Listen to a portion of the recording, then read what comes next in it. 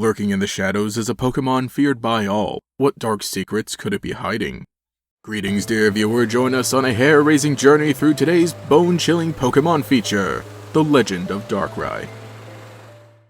Darkrai, a Dark-type mythical Pokémon introduced in Generation 4, has got to be one of the sickest designs in the franchise. Straying away from the mischievous monsters with a more physical presence that usually defines Dark types, Darkrai honestly looks and acts a lot more like a ghost Pokémon. The way it moves and how it's able to sink into shadows and alter its form a bit by sprouting legs sometimes. It feels deserving of its status and reputation in the world of Pokemon, making its debut in Pokemon Diamond and Pearl and more recently appearing in the Hisui region of Pokemon Legends Arceus. It may or may not be the menace we've always thought it was. Okay, hear me out. First of all, it's worth noting Darkrai's Pokédex entries. Throughout the years, most of them typically recycle the information from the original Diamond, Pearl, and Platinum.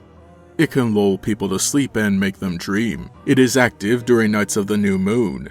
Folklore has it that on moonless nights, this Pokemon will make people see horrific nightmares. To protect itself, it afflicts those around it with nightmares. However, it means no harm.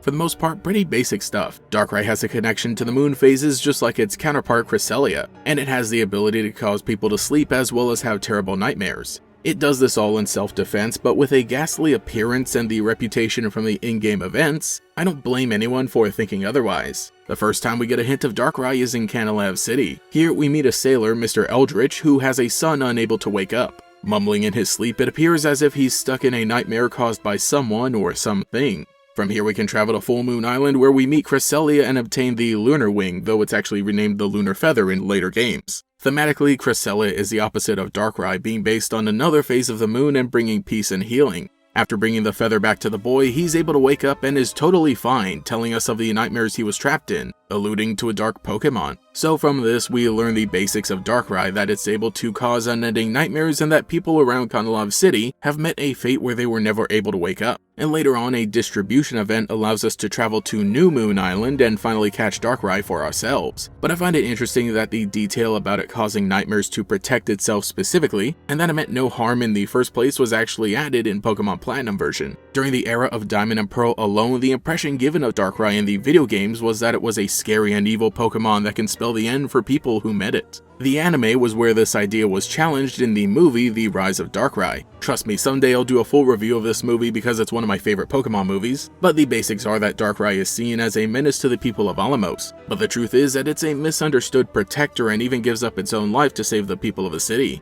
This was Darkrai's first appearance in the anime. Sure, the main series would later introduce a Darkrai that was maliciously causing nightmares more akin to the idea we get from the video games, but it's curious that the idea of an innocent Darkrai was the first we saw in animation. If those two collide once more, then it's over for all of us. More of the US premiere of The Rise of Darkrai after this. And now back to The Rise of Darkrai on Cartoon Network. In Pokemon Black 2 and White 2, we find the Strange House. This is a haunted location in which resides a ghost girl. The more we explore, the more details we discover about the story that took place here. This young girl was trapped in an unending nightmare, much like the boy from the previous generation. As they're in the Unova region rather than Sinnoh, a cure isn't that easily obtainable. From the books in the library, we learn that her parents did all the research they could into sleep-related occurrences in the Pokemon world in an attempt to find a cure. They're able to get a Lunar Wing, which we find in the bedroom, however it's too late as she has already passed by that point. A great event with a solid mystery, spooky atmosphere, and somber tone. But can we really be sure that Darkrai was behind this? Okay, I do think it is very heavily implied that this is the result of Darkrai, but the Pokédex entries of this time still note that it only acts to protect itself and doesn't mean any harm. Regardless, Darkrai still has some confirmed kills under its belt.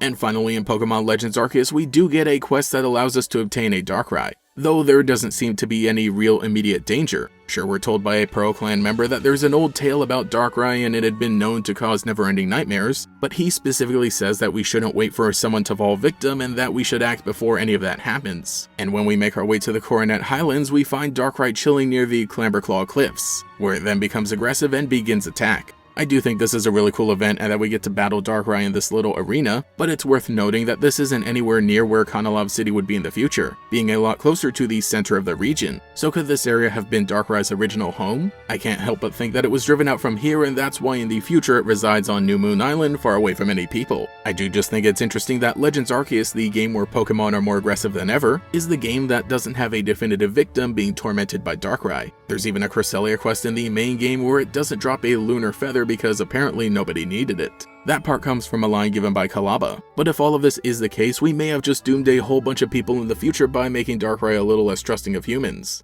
Like I said, a lot of other Pokemon media will do what they please with Darkrai, but as far as the main series games go, it just kind of hangs around. Sure, it does have this terrible power that causes nightmares to people around it, but ever since Platinum version, it's been able to keep this sort of misunderstood monster identity. Even in newer episodes of the anime, we see it show up again to help protect Cresselia when the Team Rocket organization is trying to capture it. And that's pretty neat, having both of these Pokemon actually together as kind of friends. It's like the Beauty and the Beast dynamic.